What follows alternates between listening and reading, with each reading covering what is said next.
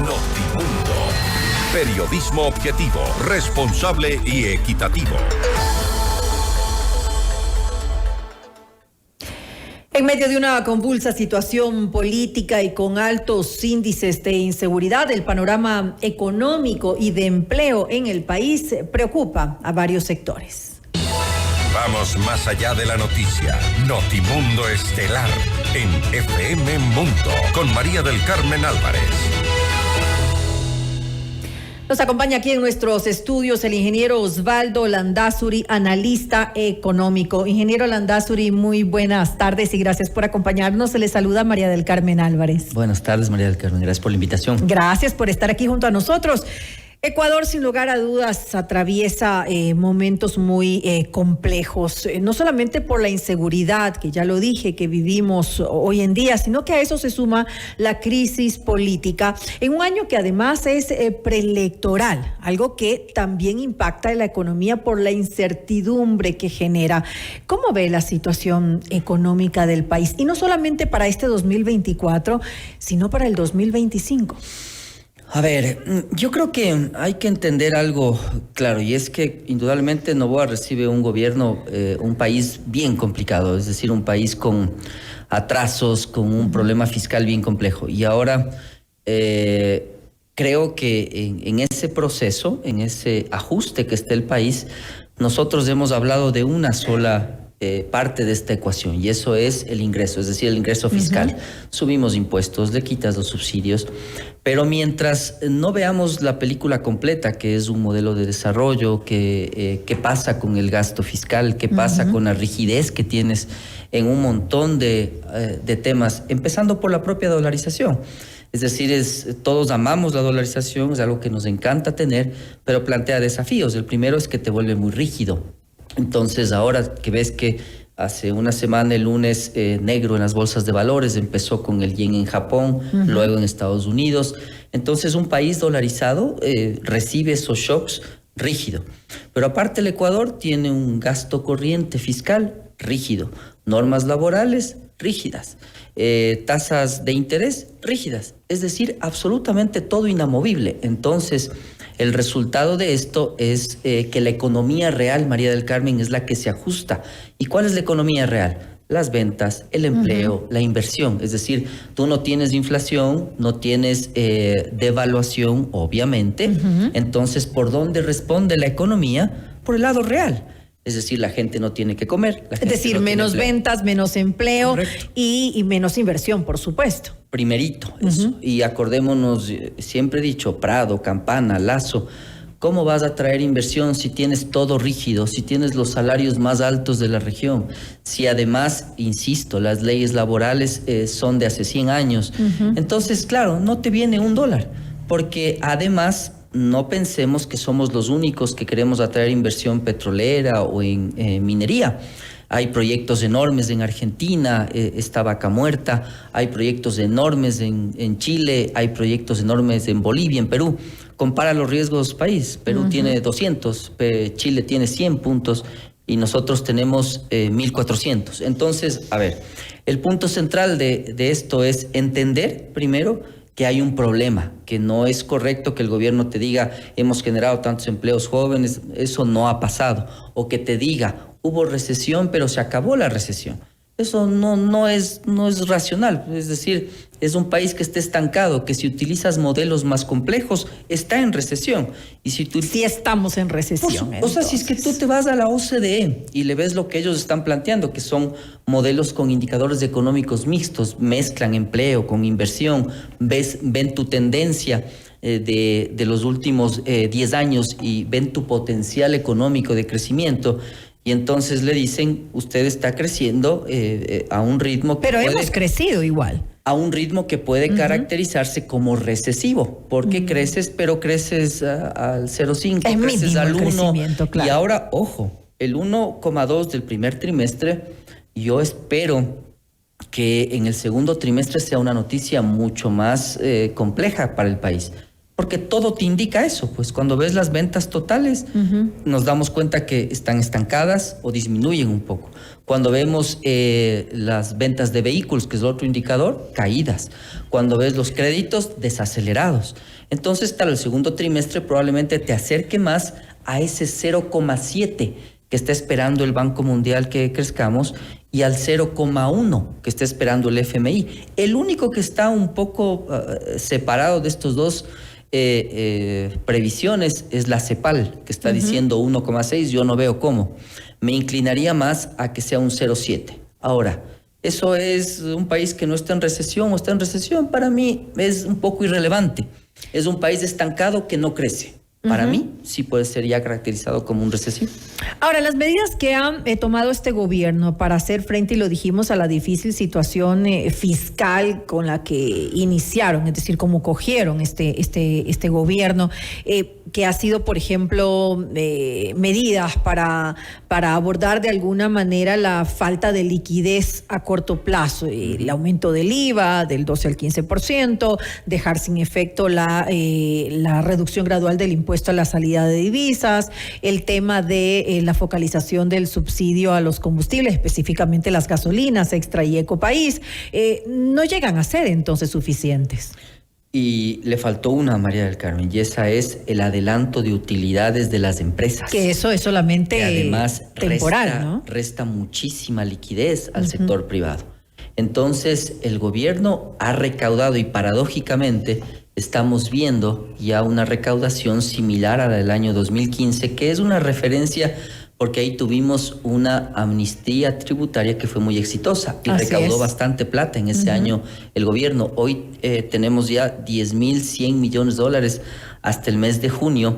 El mes de julio, si no me equivoco, entonces hasta el mes de julio. El mes de julio solo él ya tiene 500 millones de dólares más de recaudación respecto a lo que habías tenido en promedio los meses anteriores. Entonces, efectivamente, esta es la receta agroexportadora de Lazo, de Moreno en su momento. Es decir, estás viendo solo una parte, recaudo plata de fuera. Pero tienes salarios en dólares muy altos, no hay legislaciones laborales actualizadas, quiero ser muy insistente en esto, no hay inversión por lo tanto, y entonces claro, el país no crece, pues, porque no es que el acuerdo comercial es la panacea. Tú viste lo que pasó con China, es decir, China te dice, no le va a comprar camarón porque tiene COVID, me invento lo que sea. China, entre paréntesis, en toda su historia económica, no le ha gustado el libre comercio, por eso las guerras de opio. Cierro el paréntesis.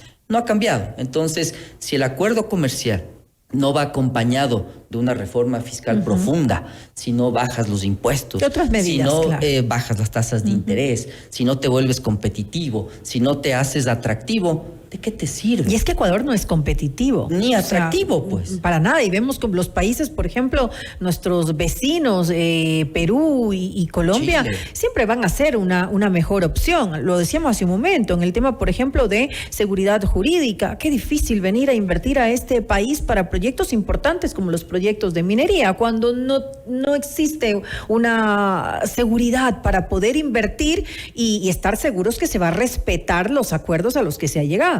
Y ahí está el Yasuní, por ejemplo. Le tienes a un presidente que decía, pues yo estoy muy de acuerdo para empatar con los millennials. Y claro, cuando llega al poder dice, quizás no era una buena idea. No era una buena idea para un país mal informado. Él mismo en su debate decía, por ejemplo, para que nos demos cuenta sobre todo de las elecciones que vienen. El costo de producir en el Yasuní es 56 y el precio es 62. No me representa. Esa es una visión de un contador. El costo que tiene que analizar un estadista que ve un país es la visión económica, el costo de oportunidad. Eso al país le significa 1.200 millones. Cierro ese paréntesis otra vez y entonces me preguntaba respecto a la inversión y la seguridad jurídica. ¿Creen ustedes que luego de esa consulta y que viene luego de 10 años de que Yasuní presentó la demanda en su momento, mal formulada. Además, mal formulada además, y todo lo que pasó? ¿Va a venir inversión para el petróleo en el Ecuador? Entonces, claro, no, pues la respuesta va a ser cuesta arriba. Entonces, todo se combina, se confabula, porque al final terminas teniendo otra vez un gobierno sin equipo, sin planificación, no tienes un ministerio de la producción que esté trabajando en algo, es decir, alguna agenda, algo que le diga, bueno, vamos a hacer algún momento se presentó las zonas libres, nada. También la asamblea no ayuda, es decir, es un país que está entrampado en discusiones que ya no las tiene nadie. Solo estamos con el Fondo Monetario, para que tengamos una idea, Argentina, Ecuador, unos par de países en África y Ucrania, porque está en guerra. No hay más. El resto de países ya resolvieron estos debates. No hay subsidios, las leyes laborales son mucho más flexibles, la inversión fluye, el país se autofinancia con bonos, tienen riesgos soberanos muy bajos. Entonces ahí está claramente que no es que nosotros estemos locos y todo el mundo está bien, es al revés. Nosotros estamos empantanados en temas que no lo resolvemos, pero creo que la clase política ayuda mucho en ese problema. Ah, sí, definitivamente. Pero ¿cuál es la salida en estos momentos? ¿Qué es lo prioritario? ¿Qué es lo que se debería hacer? Porque también, claro, ahora nos lamentamos por la consulta popular, el tema de la operación en el Yasuní ITT, que obviamente le va a quitar recursos, ingresos al país, que bastante falta le hacen. Pero ¿de qué manera, por ejemplo, Ecuador debería plantearse de forma seria, planificada, reducir esa dependencia del sector petrolero? Si ya se tomó esta decisión, empezar a ver qué otras opciones tenemos, porque además también hay que recordar que tenemos pozos maduros, que no hay inversión tampoco en muchos de los pozos, y por lo cual la producción no es lo que debería ser. Si no estamos poniendo énfasis, si no tenemos la capacidad de producir adecuadamente, entonces enfoquémonos por otro lado. Veamos cómo no depender del sector petrolero. ¿Es esto posible? A ver, no creo que está bien formulada la pregunta. Más bien me parece a mí que cómo puedes avanzar en varios frentes. El otro frente es el minero.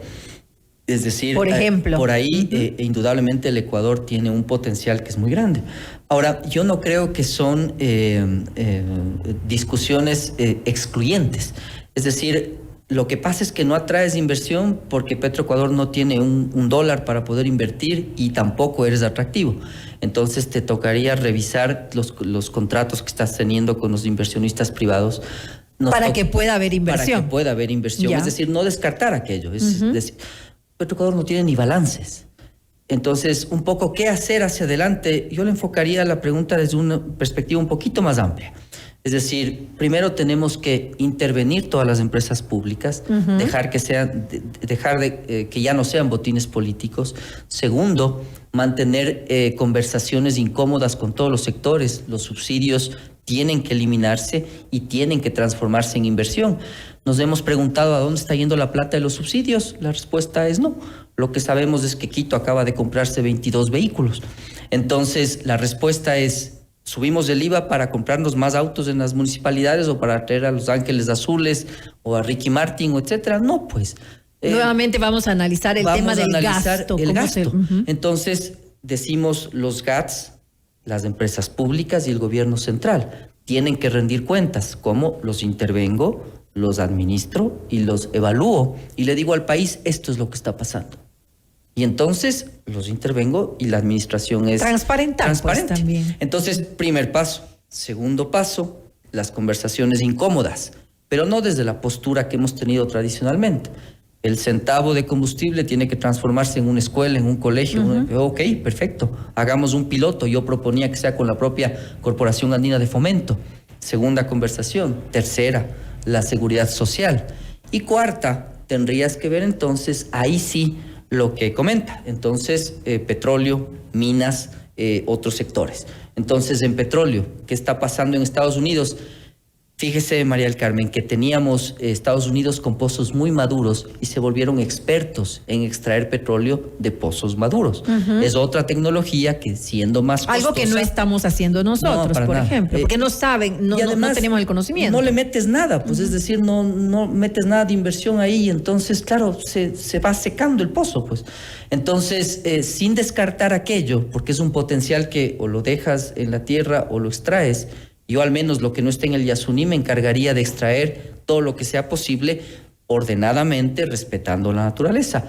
Y tienes los temas mineros, tienes los temas estructurales, si cabe la palabra, en punto de vista de exportación, pero un plan debería ser así de amplio, María del Carmen. Entonces ahí se puede dar cuenta de lo mal que estamos. Pues, o le oye hablando a algún ministro, algún de estos temas y de esta agenda país. Nadie. Entonces, no, en absoluto. El resultado es este.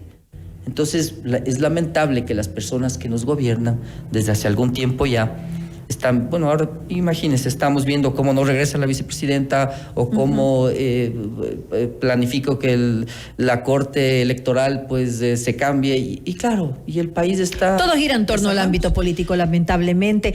Incluso el tema económico, porque hablábamos ahora de poder planificar en torno a diferentes proyectos, como el minero, igual el petrolero, en lo que decía esa recomendación que da de que en los pozos, por más que sean maduras, podría haber la tecnología para seguirlos explotando.